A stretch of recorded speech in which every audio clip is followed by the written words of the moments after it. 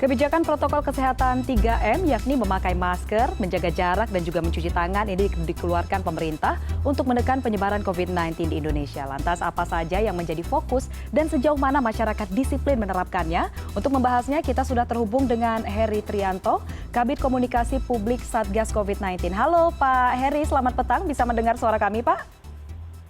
Bisa, selamat malam Mbak Fani. Iya, selamat malam Pak. Pak, ini pemerintah melalui Satgas COVID-19 mengeluarkan pedoman perubahan perilaku. Nah, panduan apa saja yang terdapat di dalam pedoman perubahan ini dan apa yang menjadi fokus Pak?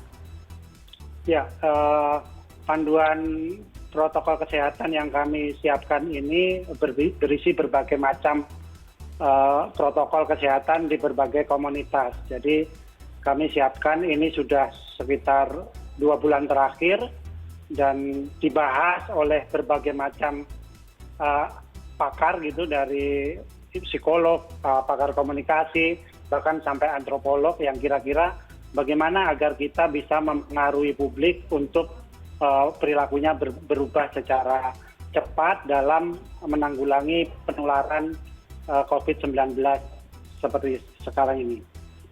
Oke, lalu memang kebiasaan mencuci tangan, mengenakan masker, dan juga menjaga jarak ini kan sebenarnya sudah pernah digaungkan begitu Pak sebelumnya. Lantas tujuan dikeluarkannya pedoman ini apa Pak? Iya, kami berharap bahwa adanya pedoman ini sebenarnya akan memudahkan ya. Kita kalau ada buku panduan itu akan memudahkan agar perilaku seperti apa sebenarnya yang benar gitu. Bagaimana sebenarnya kita harus memasang masker, bagaimana melepaskannya, atau berapa lama masker itu bisa dipakai. Misalnya seperti itu ada dalam buku pedoman ini Mbak Fani. Ya, seperti detail begitu ya Pak ya di dalam buku pedoman ini? Iya, lebih detail dan lebih how to-nya ya, lebih aplikatif bagaimana sebaiknya kita dalam mencuci tangan misalnya, teknisnya seperti apa. Dalam menjaga jarak itu bagaimana sih sebenarnya kita bisa lakukan, jarak berapa yang ideal kan? Atau bagaimana kalau kita menghindari kerumunan. Bahkan ada misalnya petunjuk-petunjuk yang lebih teknis untuk misalnya mengatur bagaimana jenis masker apa yang kita bisa gunakan gitu. Karena kita tahu juga ada berbagai jenis masker yang semestinya bisa dipakai, tetapi ada juga masker yang dengan standar keamanan tinggi yang sebenarnya disiapkan untuk tenaga kesehatan. Misalnya seperti itu, Mbak. Lalu selain jenis-jenis masker dan juga pastinya tentang protokol kesehatan yang harus dilakukan, apalagi Pak yang ada di dalam pedoman ini? Ya, kami menekankan pada bagaimana agar masyarakat bisa melakukan perubahan perilaku ini. Ini adalah sebagai sebuah cara atau garda terdepan kita dalam mengantisipasi penularan COVID-19. Beberapa kali Pak Doni Monardo, Ketua Satgas, mengatakan bahwa tenaga kesehatan atau fasilitas rumah sakit itu adalah garda terakhir. Cara yang paling tepat saat ini kita lakukan adalah mengubah perilaku kita menjadi sesuai dengan protokol kesehatan yang ditetapkan sehingga penularan bisa dicegah. Seperti itu Mbak Fani. Ya. Lalu Pak Heri, berdasarkan pantauan dari tim Satgas begitu, sejauh ini sudah sejauh mana sih Pak kepatuhan masyarakat untuk menerapkan protokol kesehatan?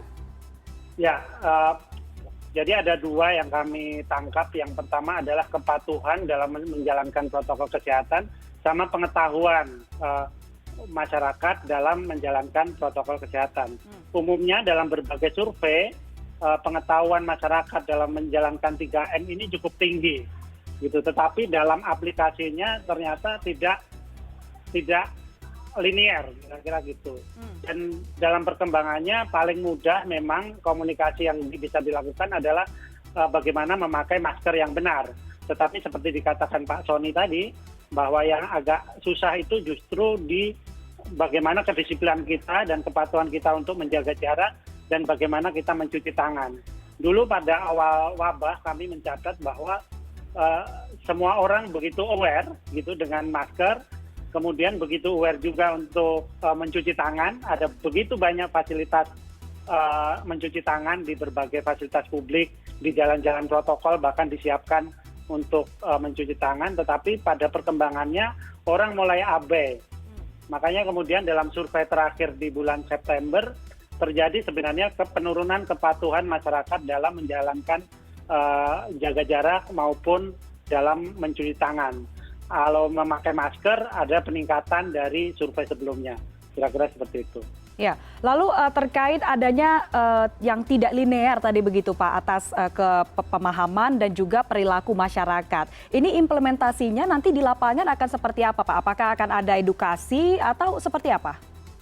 Iya, kami menyiapkan semua cara gitu. Jadi dalam Satgas ini ada di perubahan perilaku itu ada mitigasi, ada juga edukasi. Tetapi pada saat yang sama dari sisi komunikasi publik kami melengkapinya dengan edukasi melalui media maupun berbagai macam platform media yang ada di Indonesia sehingga kita bisa bersama-sama gitu.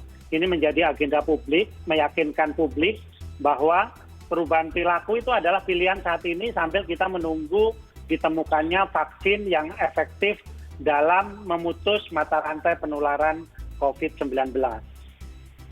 Oke, baik. Terima kasih Pak Heri Trianto, Kabid Komunikasi Publik Satgas COVID-19 sudah bergabung hari ini bersama kami di CNN Indonesia Connected. Selamat malam Pak.